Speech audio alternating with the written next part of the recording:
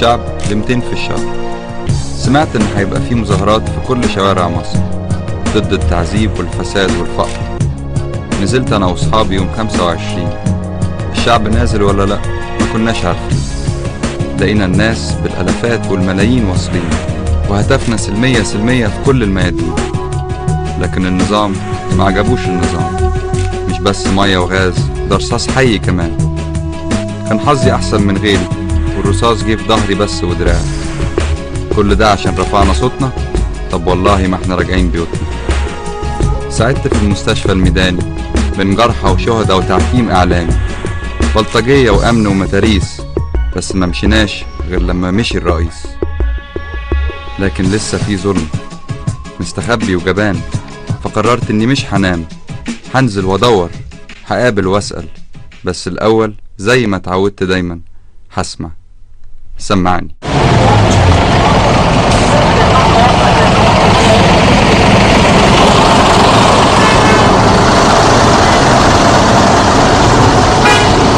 باي.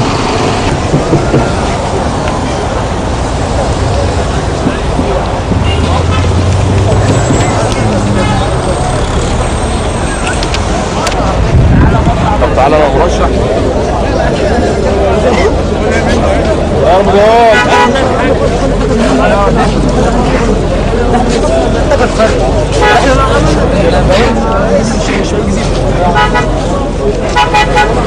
قال لك الدخول منين للإعلام؟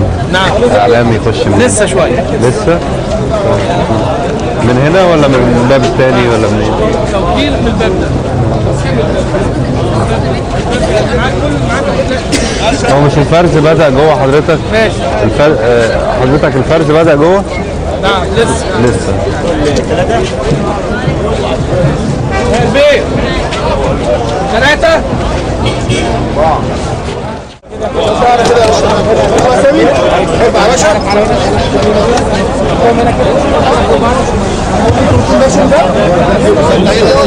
روح كده روح كده روح كده يلا روح كده.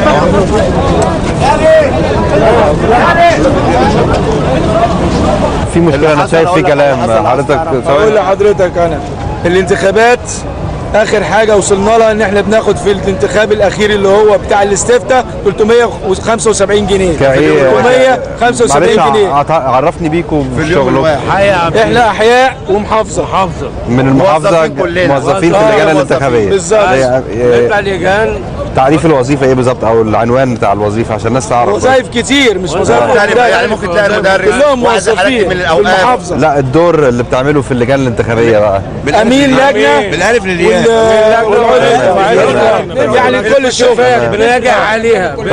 بنمضي اي منتخب داخل. هم كلنا شفناها وعارفينها. تمام. ايه المشكله بقى؟ المفروض ان هو بيدينا مبلغ معين حوالي 370 جنيه في اخر استفتاء على اليوم الواحد في الاستفتاء الاخراني ده بتاع الدستور. النهارده هم مشغليننا 3 ايام يوم السبت. استنى دقيقه واحده. يوم السبت الاجازه الرسميه اللي هي اجازه راس السنه الهجريه جابونا فيها وشغلونا فيها. هو اصلا يوم اجازه رسمي. هو اجازه رسمي واجازه لينا احنا يعني اجازتين ضحينا بيهم ورحنا عشان الشغل. ويوم الاحد رحنا شغلنا ما خدناش راحه.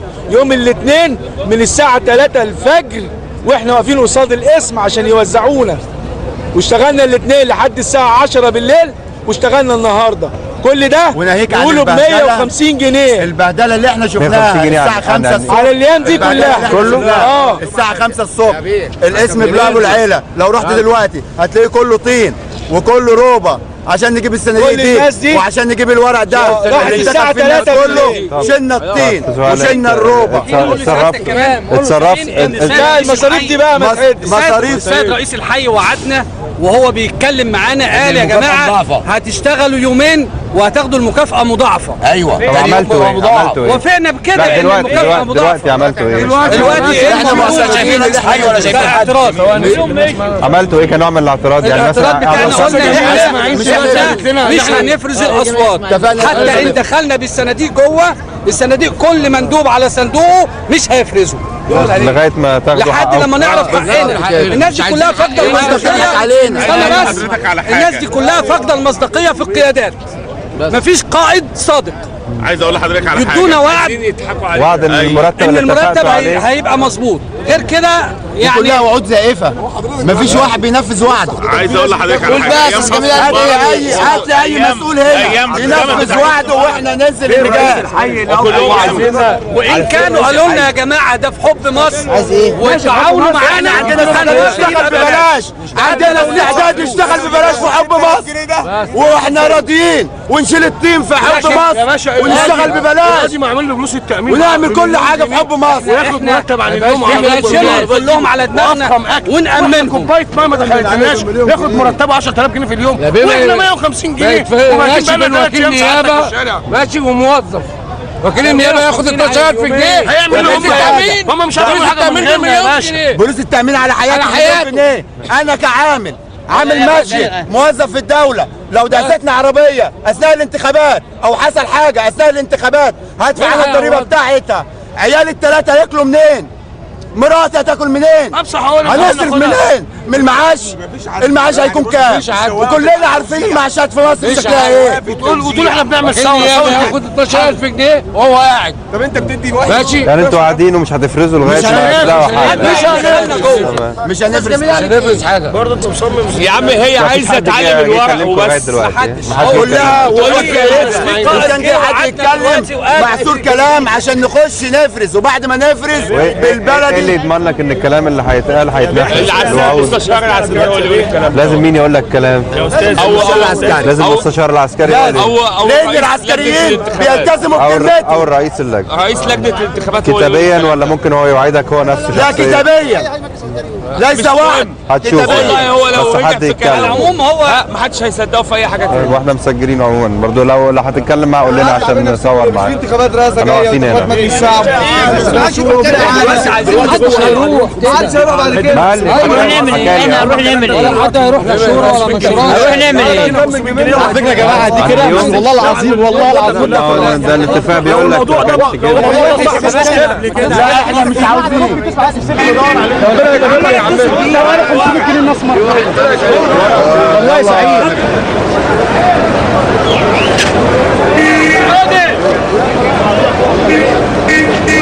هتناجي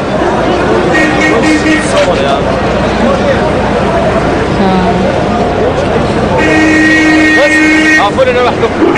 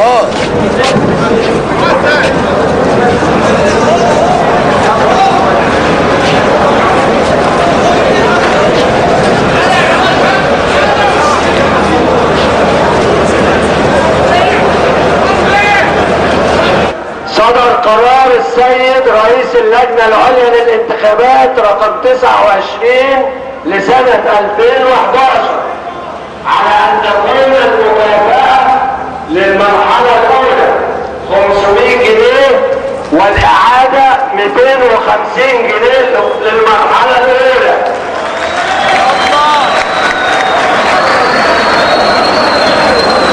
القرار رقم 29 لسنة 2011 للسيد رئيس اللجنة العليا للانتخابات.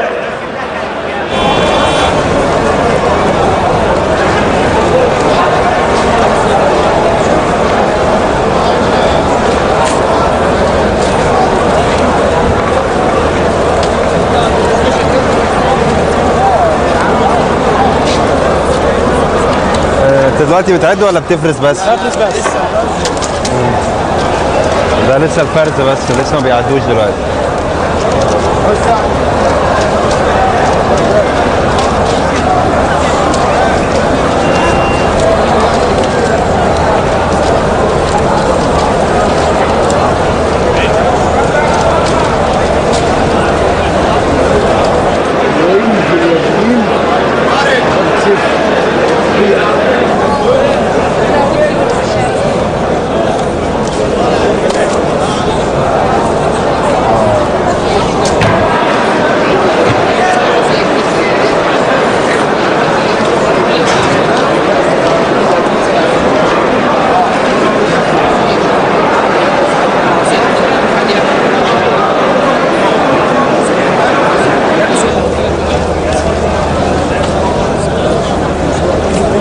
اسالك سؤال ولا بتعد؟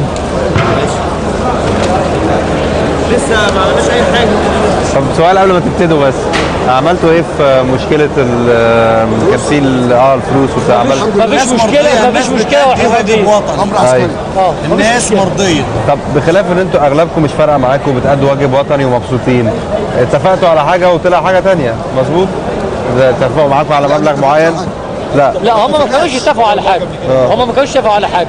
احنا نزلنا على حاجه قديمه على اساس الاستفتاء. بالظبط. كويس. ويبقى اذا كان هيبقى غلطه مننا احنا، لان احنا ما سالناش. ما اتفقتوش من الاول. بالظبط كده. بعد كده هم قالوا مبلغ معين احنا رفضناه او ما وافقناش عليه، هم مشكورين عدلوه. القضاة ضغطوا على اللجنه مثلا؟ القضاة ضغطوا على اللجنه وهم تفهموا موقفنا. ايا كان. الناس دي تعبانه، انا مستشار والناس دي موظفين، الناس دي تعبانه لازم تجازى. دول بقالهم اكتر من 48 ساعه صحيين بالظبط، وشغل من يوم السبت سمعت كمان. تم تعديله بامر عسكري. ربنا سبحانه وتعالى العدل، قرار امر عسكري.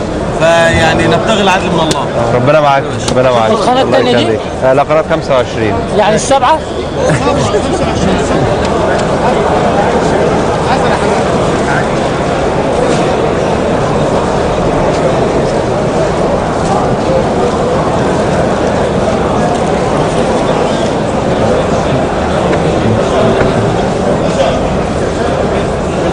I'd allow you to introduce yourself to the audience. Yeah, my name is David Dreyer, and I'm a United States Congressman here as a witness, and I'd first like to express my appreciation to the government of Egypt for extending the invitation for the first time ever to have international... They invited you. Yes, I was invited by the government of Egypt to be here, and this is obviously the first election, real election in 7,000 years, and this is a great country. When people say this is the first real election, for me as an Egyptian, we've always had parliamentary elections. The problem is we did not have presidential elections. So what's so special about this parliamentary elections, although it's still happening under military rule, which is nothing different from 6 years ago? Well, there's always been parliamentary elections, but those parliamentary elections haven't counted and haven't had the impact that this has had. I've been told by people, reporters who covered the parliamentary elections, that very few people voted. Very few people actually participated and showed up. You were saying these parliamentary elections are different? These parliamentary elections are different because people are participating like they haven't participated before. I know that from past elections, and this lays the groundwork for presidential elections. A commitment has been made that the elections will be held and there will be a turnover of power to civilian government by July 1st. And I think that people are confident about that. Do you think this is a date finally that we can hold the SCAF accountable? Because so far we did not have a date. How powerful is this date that they announced in terms of accountability? Well, they went ahead with this election today. They invited me to be here as a witness, which has never happened before. Yes. And so there's no such thing as a perfect election, and there are challenges that go with this process, but I'm convinced that the people of Egypt believe that this is a very important step on the road towards determining the future of Egypt. I also know that the message that I've gotten, regardless of how anyone voted, is that they want to get the economy of Egypt growing. 2 2 million jobs have been lost in the last 9 months. That needs to change. There needs to be economic opportunity for the people of this country. And it's a great nation. It has a great future. And I believe that democracy, and what we've seen yesterday and today, is the first step towards doing, what I hope, are many good things. Many people are worried because this parliament, so far, no one knows what power it has. So far, the military council has all the legislative and managerial powers, executive powers, and so far we don't know what powers this parliament have. I know that so far we've had a government that has been useless because it didn't have any real power. What if this is the same case with this parliament? Well, you know what guarantees? That's not what the people of Egypt expect. That's the reason January 25th took place. And I believe that if you look at what the people expected, they wanted there to be security and management. That's taken place. You look at the enthusiasm across the country for this. Look at what's going on right here. They expect the leaders they choose to deliver. And they'd better do it, or there'll be changes made. But the leaders that you mean the people they elected, or people they're electing here? But so far the SCAF has announced that this parliament is already not going to shape the next government. This parliament is going to be responsible for putting into place a constitution, that is going to determine the future of the country. What do you think about the parliament forming a constitution? Because a lot of people are talking that this is an anomaly in history, that usually constitutions are not written by the parliament. This is a decision that has been made by the people of Egypt, and it's up to the people of Egypt to make that decision. It's not up to me to say what the people of Egypt should do. And I think that's what's happening here. I mean, January 25th to February 11th was a very important time frame. And change is what the people wanted. They got rid of Hosni Mubarak, and there is this transition period, which is challenging. No one knows. No one knows what's going to happen. I have no idea what's going to happen. I'm here as a witness to observe what's taking place here, and inshallah, things will work out well. I'm really interested because I'm getting your thoughts on this. As a congressman, you have a lot of experience in that field. I do. And I will tell you that I and the United States government stand very willing and ready to respond to any questions from our experience. We don't know how it's done, by the way. We're still trying in the United States. We're still learning in the United States. It's a learning process, democracy. It is. But we have a 222-year history. And by virtue of that, it's experience that we're happy to share with the people of Egypt as they proceed with this whole new era. Many of the people in Egypt, especially callings from Tahrir, are asking for a transitional government with powers to run the next phase instead of the military council. And they've suggested names such as Al-Baradei and Abu al-Futuh to head this government with enough power to lead the transition period. What do you think of this suggestion? Again, we saw January 25th to February 11th take place. And I think it's important that the structure that's here for this transitional period, the three elections that are going to take place for the lower house of parliament, the elections for the upper house, and then the presidential election and the transfer of power by July 1st, that's the structure that is in place. And it seems to me that that's the route that I'm just again observing.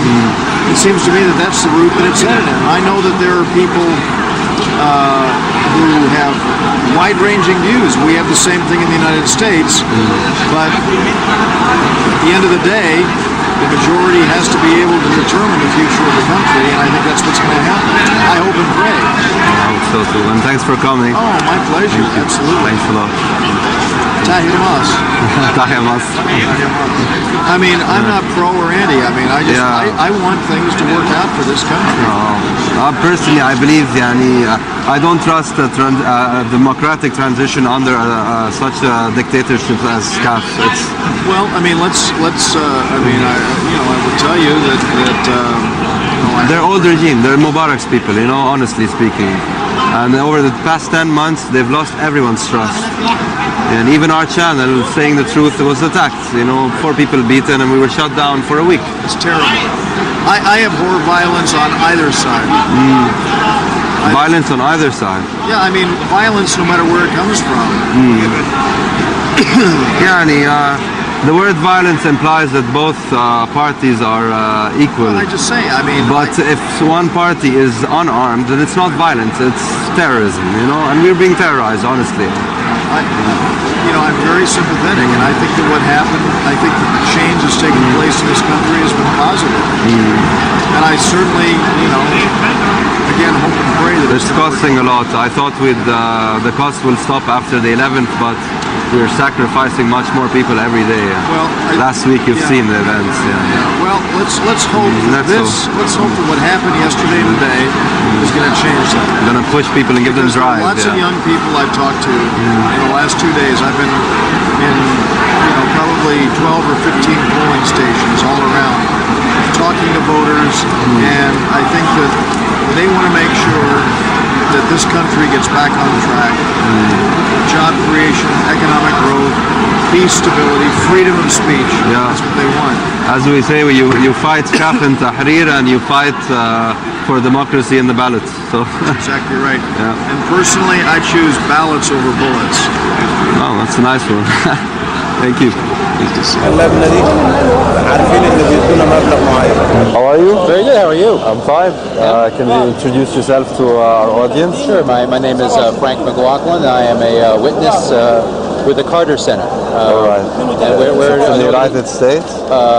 Based in the United States, but we've done missions all over the world. I think we've done 87 missions in 35 countries, witnessing or observing elections. All right. And this is the first time for you with witnessing, or have you done it before? I've worked on elections before, but in a technical capacity. This is my first time witnessing an election, so it's a pleasure to be here. Oh, and it's a nice start for us. It's a huge change. Well, so. It's definitely a historic moment. Yes, And so far, what do you think? Was this what you expected when you came, or did you have another picture in your head? Nothing really in mind. But we're very well. First of all, we're very happy to be here. I mean, it is. I think it's a good thing when countries invite international witnesses to watch these events. I think it helps people feel that this system is transparent, and also it helps support domestic observers, which are very important. And I think Egypt has a lot of domestic observer organizations. And you witnessed the whole process, or a certain part? I think from the moment we really got accreditation was 2 or 3 weeks ago. So from that point forward, we've tried to witness everything. We have teams all over the country. And so far, what are the common violations you've seen? Well, that's something we really don't say on election day. Our policy is there are many teams of people like me all over the country. We get together, we compare our notes, and then you make we issue a report or a statement of some sort. Usually after how many days? It depends. I mean, the ultimate report will be a couple of months after the last election, but I think we'll also be issuing reports sooner than that. I think after this election, there'll be a preliminary statement, probably a few days after the election. And what's the power of this monitoring? Like, is it a form of accountability, or? I think that's one of the things that people say. Do you take it to court, or is it just accountability? Accountability. Just we're here. Just as the word says, we're here as witnesses. Yes. We're looking.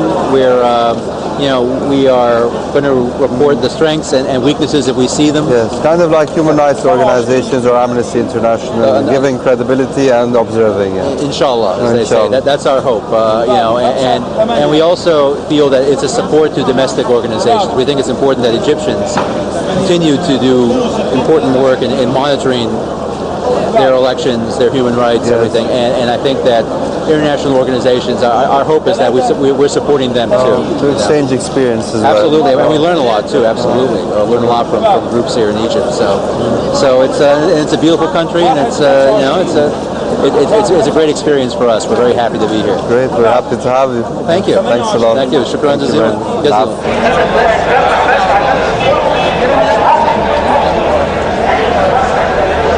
جميلة. طيب سؤالين صغيرين. قلقانة ولا ايه؟ انا مش قلقانه، يعني انا منهكه جدا. تعبت يوم طويل. وبعدين بنحاول ان احنا نخرج بالتجربه دي تبقى تنجح، ان احنا نبقى جربنا مره واحده انتخابات احنا نبقى متورطين فيها لاول مره. احنا اللي بنحاول ننظم، احنا اللي لينا الصوت، احنا كمجتمع في اي حاجه بقى، في نقابات، في احزاب، في التحرير، وفي اعمالنا، وفي الانتخابات. اول مره في الانتخابات نبقى احنا اللي بننظم واحنا اللي بنراقب واحنا اللي بنشرف واحنا اللي بنراجع واحنا اللي بنقوم المسارات. يعني حاجه طبعا رائعه، لان انت ما كانش عندك الفرصه دي زمان. انت كنت زمان يعني ما كانش عندك امكانيه ان انت تفكر انك مثلا تعمل حاجه زي اللي حصلت من شويه هنا.